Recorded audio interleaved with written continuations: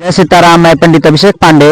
यहाँ पे आज हम लोग आए हैं पूर्वी चंपारण के एक मसहा नामनी ग्राम में, और यहाँ पे एक राम जानकी का ठकुरबाड़ी मंदिर है, और इस मंदिर में हो रहा है, यहाँ पे सत्संग चल रहा है। इसके बारे में आइए यहाँ के लोगों से जानने का प्रयास करते हैं और देखते हैं यहाँ के लोगों ने किस प्रकार से व्यवस्था और किसी प्रकार से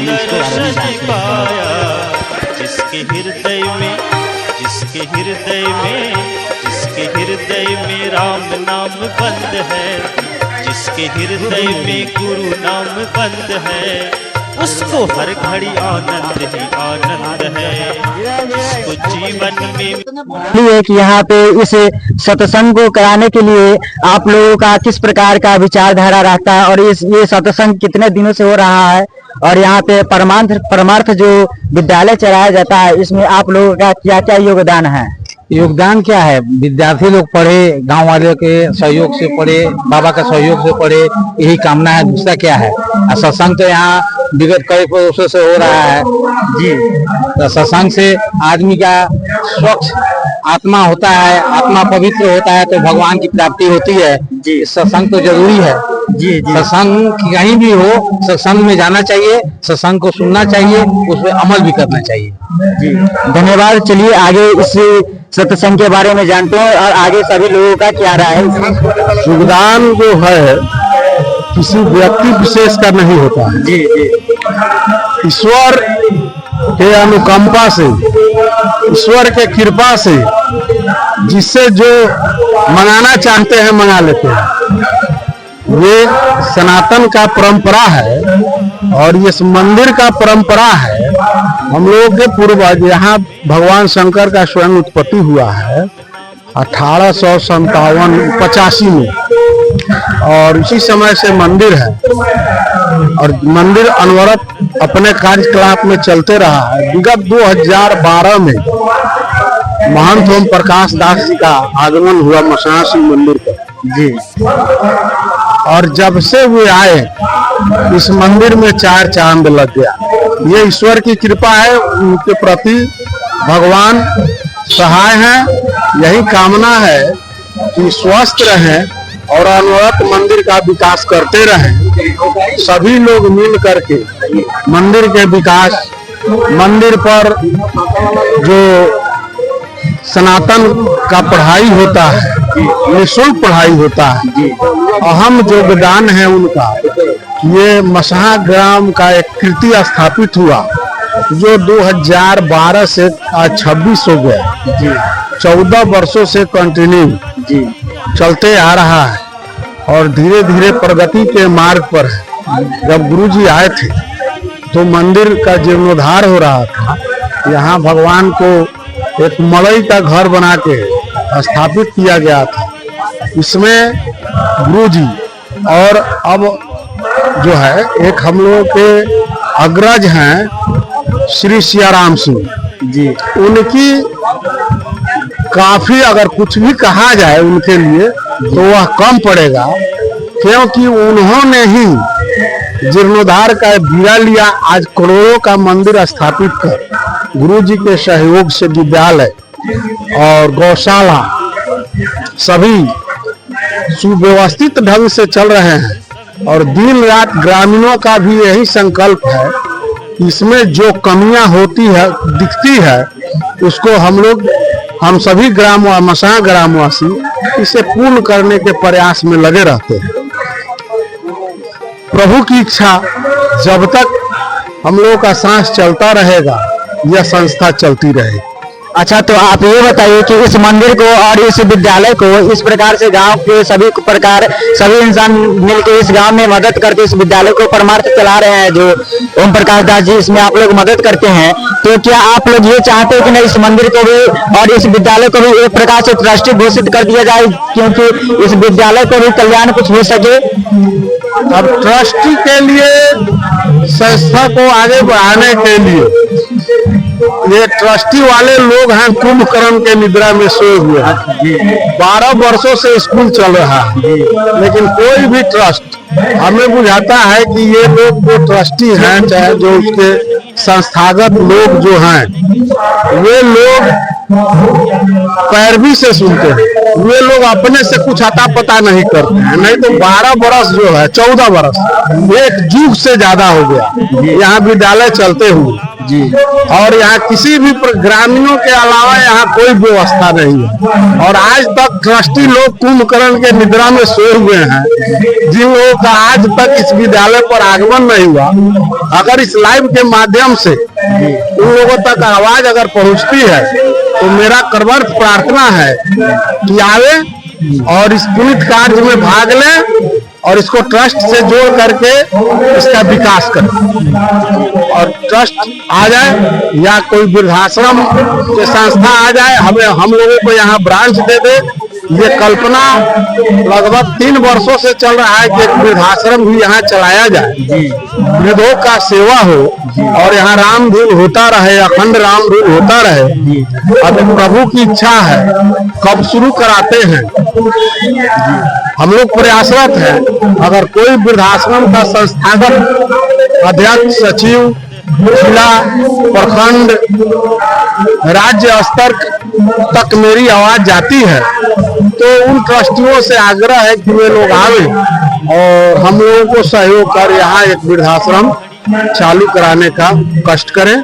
मैं उनसे अनुनय विनय है। मसहा ग्राम है, इसका लोकेशन है पूर्वी चंपारण जिला अंतर्गत ढाका और पकड़ी दयाल के बीच में एक शिकारगंज चौक है। सैनिक रोड पर, सैनिक रोड शिकारगंज चौक से 2 किलोमीटर पूर्व की तरफ मसहा शिव मंदिर अवस्थित है, जहां यह विद्यालय चलता है और सत्संग होता है। ऐसे गांव का जो औकात है, गांव में जो श्रद्धा और हर जाति के लोगों का, किसी व्यक्ति विशेष का नहीं, हर जाति के लोगों का जो स्नेह, अपार स्नेह है, इसलिए यहाँ प्रतिवर्ष आषाढ़ एकादशी को एक सत्संग होता है, भादों में अष्टजाम होता है, भादों में जन्माष्टमी होता है, चैत में रामनवमी मनाया जाता है, कभी भागवत का कथा होता है, कभी नवाह राम धुन होता है, कभी रामनवमी जुलूस निकलता है। प्रयास रहता है कि सनातन का पुण्य जो है कार्यक्रम यहाँ चलता रहे। और मेरा एक और अनुरोध है कि इस आश्रम में जो भी व्यक्ति सदस्य बनना चाहते हैं, जो हम लोग का ग्रामीण स्तर पर व्यवस्था है उसका सदस्य बनना चाहते हैं, दान देना चाहते हैं, सहयोग करना चाहते हैं, विद्यालय के लिए कोई रूम बनवाना चाहते हैं, वृद्धाश्रम के लिए कोई रूम बनवाना चाहते हैं, उनका स्वागत है। ये आश्रम पर आवे, उनका सुस्वागत है। और अपने नाम का, अपने पूर्वज के नाम का, अपने अग्रज का नाम का, अपने वंश का नाम का, किसी भी व्यक्ति के नाम से 1 कमरा 2 कमरा 2 लगा बनवाकर उस पर शिलालेख लगा सकते हैं। आपकी आवाज सरकार तक या पूरी जनता तक जरूर पहुंच जाएंगे। बहुत बहुत धन्यवाद मेरे इस लाइव में और मेरे इस वीडियो में जुड़ने के लिए। आइए देखते हैं आगे इस गांव का क्या विचार है और महाराज जी से मिलते हैं, जो इतनी बड़ा जो काम किए हैं उनसे मिलते हैं और देखते हैं इनका क्या योगदान रहता है और इसमें क्या क्या होता है। तो चलिए मेरे इस लाइव में जुड़े रहिए और आगे तक हम। जय सीताराम। देखिए और यहाँ पे जो मेरे सामने है जो महाराज जी बैठे हुए हैं और इस, हाँ तो बोलिए, हम बोलिए इसमें आपका क्या क्या योगदान है और इसमें इस मंदिर बनवाने में आप क्या क्या किए हैं और ये कितने दिन से चल रहा है? 1885 में मंदिर निर्माण हुआ है। इसमें हमारे ग्रामवासियों को बहुत सहयोग है, सहयोग से मंदिर बना है। और आज भगवान के दया मंदिर पे आज सत्संग हो रहा है गुरु जी की कृपा से, चरण कमलों के द्वारा। और सभी साधु संत महात्माओं को यहाँ निमंत्रण दे गया है सत्संग में। और यहाँ भगवान के दरबार में आज महाप्रसाद का भी प्रोग्राम है और सत्संग किया जा रहा है जी। तो परम पूज्य महाराज जी जो मेरे गुरु जी हैं उनसे कुछ मिलते हैं और इतने बड़ा परमार्थ जो चला रहे हैं इनके बारे में पूछते हैं। इन जो भी परमार्थ चला इनको किस प्रकार से हैंडल करते हैं और कैसे चलाते हैं। तो इस परमार्थ में इसको किस प्रकार से आप हैंडल करते हैं इसके बारे में आप हमें थोड़ा सा बता दीजिए। सबका हैंडल करने वाला परमात्मा होता है, ईश्वर करता है, आदमी कुछ नहीं करता है, निमित्त मात्र से साचिना है। आदमी निमित्त बनता है, करने या कराने वाला ईश्वर होता है, करता वही है, देता वही है, देने वाले है। दाता ये के राम, भिखारी सारी दुनिया, हम सब भिखारी हैं, हम सब लोग भिखारी है, और देने वाला ईश्वर है, दे रहा है। रहीम जी ने कहा कि रहीम जी से किसी पूछा कि हे रहीम तुम नीचे नहीं क्यों की हो, तो उन्हें कहा कि दे नहार कोई और है, देत है दूर रहे, और लोग भरम हम पर करे आते नीचे नहीं। सारा ग्रामवासियों का, सारा जनता जनार्दन का सहयोग है, पूरे ग्रामवासी इससे सहयोग करते हैं, सब कुछ आता है, ऐसा भगवान के द्वारा चलता है, या अपना कुछ नहीं चलता जी। ऐसा भगवान का ही पाठशाला हम लोग अपने राम कृष्ण पाठशाला नाम के रखे हैं। राम और कृष्ण हमारे दोनों इष्ट हैं, वही चलाते हैं, वही करते हैं। सारा भगवान की व्यवस्था, सत्संग के भी कोई व्यवस्था नहीं रहा, लेकिन धीरे धीरे भगवान ने बहुत अच्छा किया, चल रहा है सत्संग में और पाठशाला चलता है। गुरु जी, तो इस जो सत्संग चल रहा है इसमें इस गांव वालों की कितना सहयोग रहता है, और इस गांव वाले लोग सब जो है वो इस सत्संग के लिए मतलब कि क्या क्या कर पाते हैं? पूर्ण समर्पण रहता है सब कुछ। सत्संग कोई घर से कोई नहीं बचा कि कोई जहाँ सत्संग में नहीं आया हो, आए हर के यहाँ से जो धार्मिक है, गरीब है, सब अपना जाए, सबका सहयोग चलता है, सबका आता है, सब कोई जो है सहयोग करता है। कोई घर ऐसे बाकी नहीं रहा कि जिसके सत्संग में सहयोग नहीं किया है, सब लोग का श्रद्धा रहता है, श्रद्धे से ही पाठशाला चलता है, गाँव ग्रामवासियों के सहयोग से चलता है। आप पूरे हर तरह से तन मन धन से सब तरह से रहते हैं, जो भी फंड रहता है उसमें सबका सहयोग रहता है, सब कोई सहयोग करता है। भगवान का बाल बच्चा परिवार को सुखी रखे, आनंद रखे, ग्रामवासी सुखी रहे, इसके लिए साधु संत का धर्म का अनुष्ठान किया जाता है, सत्संग कराया जाता है, कथा है, प्रवचन है, और एक अच्छा नवीन जीवन सत्संग करने से जो जीवन सुधरता है। कोई भी बड़ा बना सत्संग से बड़ा बनता है, चाहे वाल्मीकि नारद घर जो निजनी कहीं निज होनी है, सत्संग के प्रभाव से ही, संतों का प्रभाव से वाल्मीकि लुटेरा रहे, रत्नाकर डाकू रहे, और वह जाकर के जो ब्रह्म ज्ञान प्राप्त किए कि त्रिकालदर्शी हो गए। आयोग का ऐसा ज्ञान मिला कि 100 पुरो रामायण उन्होंने लिखा ग्रंथ में कि चरितम रघुनाथ सतकोटि प्रविश्रम मक्षर पुरुषा महापाठक ने 100 पुरो रामायण लिखे, और त्रिकालदर्शी दिव्य ज्ञान में हो गया।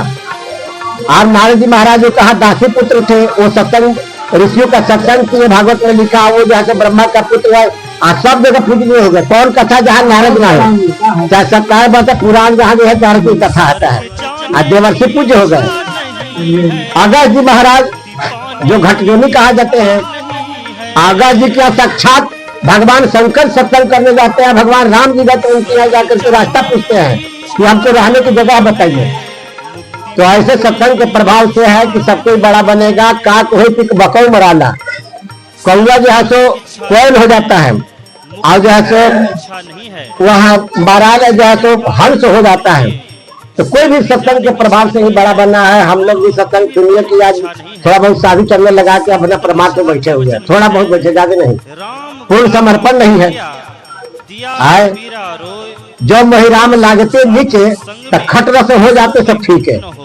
तो ये सब संसार कहने रहता है, भगवान की प्रेम उतना नहीं है, तब नहीं बसनाएं चल रही है। इसलिए सब कुछ भगवान का कृपा से ही चलता है। साधु भगवान के ही सहारे रहते हैं। तुलसी बिरवा बाग के सूचक में कुमलाए, आराम भरोसे जो रहे पर्वत पहाड़ी जाए। जो जहाँ रहेगा भगवान के भरोसे रहेगा, सुखी से रहेगा, वो कभी दुख नहीं हो सकता है। आया अपना बल पर रहेगा, दूसरे के बल पर रहेगा, तो बेटा पर तो किसी को रहेगा तो एक दिन ठुकराया जाएगा। तो ही तजे में पावर सूरत तजा भाई से हमको सब एक दिन छोड़ देगा, भगवान के सहारे के बाद जाएगा, वो कहीं सुखी से रहेगा। ठीक है जी गुरु जी, बहुत बहुत धन्यवाद मेरे इस वीडियो में बोलने के लिए। चलिए देखते हैं आगे इस